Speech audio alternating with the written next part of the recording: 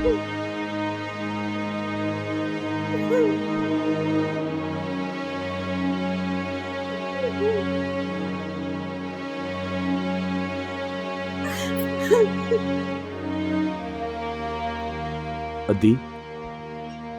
रो न,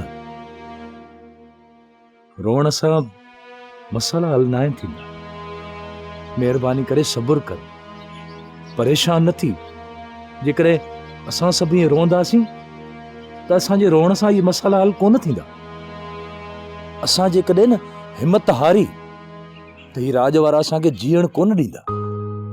असांखे ही राज वारा एतिरो त तंग कंदा जो मजबूर थी असांखे ॻोठ छॾणो पवंदो। इन करे हालतुनि सां मुंहुं ॾे मुंहिंजी भेण। सदोरी भॼी कोन वई आहे, सदोरी खे अगवा कयो अथनि पुलिस। असां सभु सदोरी खे ॻोल्हियूं था। भापरू हक़ सच चवण वारो इंसान आहे। इन जे करे परूअ जा हज़ारे दुश्मन आहिनि। मूंखे पक आहे त कंहिं कम ज़र्फ़ दुश्मन असां सां ही हालत कई आहे। अदा अदा वारो कर, एक तू ही त असांजो सॼण आई, बाक़ी ॿिया असांजे अंदर में वठ था विझनि। अबा सुल्तान हाणे कहिड़ो जीअंदासीं? रब पाक बस पंहिंजो करे वञी कब्र में सुख सां सुम्हा। हिन छोरीअ त सॼी ज़िंदगी मिट्टीअ में मिलाए छॾियो। बाबा तूं फिक्र न कर, जेकॾहिं हुन असांजो ख्यालु न कयो आहे न त असां बि हुनजो ख्यालु न कंदासीं। जेकॾहिं मां सिसी धड़ खां हुनजी धार न कई न त तुंहिंजो पुटु न आहियां। आख़िर तव्हां ईअं सभु छो था सोचो?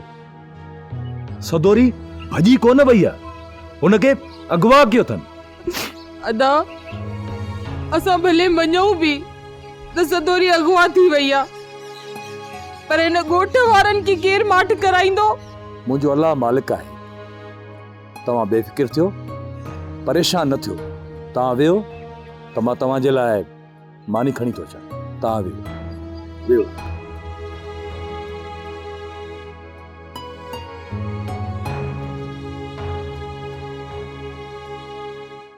पर यार अलाए छो मुंहिंजो शक गुलू मथां आहे। बिल्कुलु, इहो गुलू बि शक खां आजो न आहे, पर इन जो मतिलबु इहो न आहे त असां ॿिए पासे जांच न कयूं। मूं पंहिंजे सभिनि दोस्तनि खे चयो आहे त हू बि जांच कनि, पर अञा ताईं का ख़बर न पई आहे। मूं त इहो बि ॿुधो आहे त सालार ख़ान गुलूअ जे मथां FIR कटाए छॾी आहे। हा ॿुधो त मूं बि आहे। फ़िलहाल मां पुलिस जे चकरनि में पवणु नथो चाहियां। सालार बाबा खे वठी वियो, सालार बाबा खे थाणे ते वठी वियो। थी सघे थो केस दाख़िल कयो हुजे। परू भाउ तूं को बि फिक्र न कर, तमामु जल्द असां सदोरी खे ॻोल्हे वठंदासीं। मुंहिंजे ख़्याल में त हाणे असांखे हलणु घुरिजे।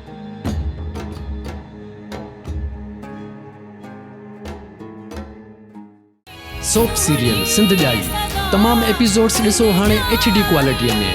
विज़िट करियो असांजो YouTube channel Sindh TV HD drama. Subscribe कयो असांजो official YouTube channel Sindh TV HD drama ऐं वधीक अपडेट लाइ बेल आइकन खे क्लिक करियो।